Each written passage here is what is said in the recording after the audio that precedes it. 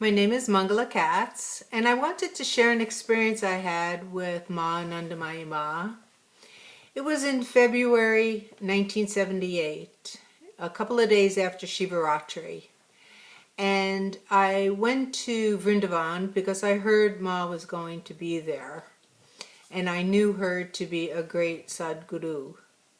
So my friends and I went, and when we got there, we were told by a few women on the ashram premises that they weren't sure Ma was going to give darshan that day because she was very tired from Shivaratri, but that we should wait, which we did. And a friend of mine and I were sitting on a bench, and I kept looking up at this window on the second story of this very small building.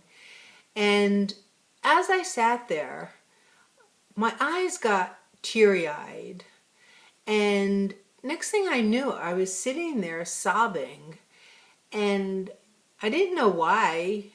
I guess I was excited, I was nervous to meet her, but I was just sobbing and sobbing. After a while, some women came and got us, and they said, Ma's going to give darshan. So we followed them, and we went to the small building, to the second story, and they said, whatever you do, don't touch Ma. So, fine, we weren't going to. And the door opened, and the women went and sat on the floor next to her bed, and Ma was sitting on the bed. She had a towel over her head, and the towel and her dress was all white. She was sitting in the middle of the bed. And after the women went and sat down, I was the next one at the doorway. And I stood at the doorway, and she looked at my feet, and her eyes slowly worked their way up my body until she got to my eyes. And when she did, she just let out this beautiful ah. And when she said ah, I just went right down on my knees, and my head touched her bed, and I put a fruit on the bed. And when she looked at me after she said this ah, she said Muktananda, and I just shook my head yes. And I was just filled with incredible love. But I was quickly scurried out of the room for the next person to have darshan. And I went out and I stood by this window, which happened to be the window I was looking at, sitting on the bench. And I was able to see Ma's profile for probably about a minute, and then someone came and shut the shutter, so I couldn't see her anymore. But I went downstairs after that, and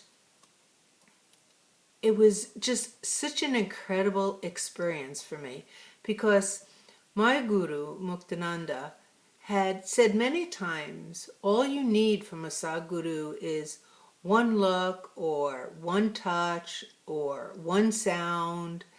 And I got that many times because I lived with him for many years, and guidance throughout the years from him. But with Ma, I actually had the experience of one look and one sound. And that's all I needed from her to have her enter into my being, into my heart, forever. That was in 1978, and now we're in 2016. We're talking like 38 years ago, if my math is right. And I don't think a day has gone by where I haven't thought about her, where I haven't really felt her in my heart. I have her pictures in my home. And it's like with that awe and with that look, she entered into the cells of my body and the cells of my soul, so that I just feel like she's eternally with me. And I'm so grateful for that, because I feel like I met the female aspect of my guru. And being in the presence of someone like that and having that experience, however brief it was, and everlasting, it's really hard to describe to people who haven't had a similar experience, because it goes so way beyond the mind or the intellect and just into the heart and soul of a person. So I am eternally grateful, and I'm so grateful that the people doing a documentary on her are doing it, and I'm really excited about seeing it when it does come out. And I just want to say thank you, and thank you to Ma for being the great being she is and will always be, living on in the hearts and souls of the people she touched. Sagarna Maharaj Ki Jai.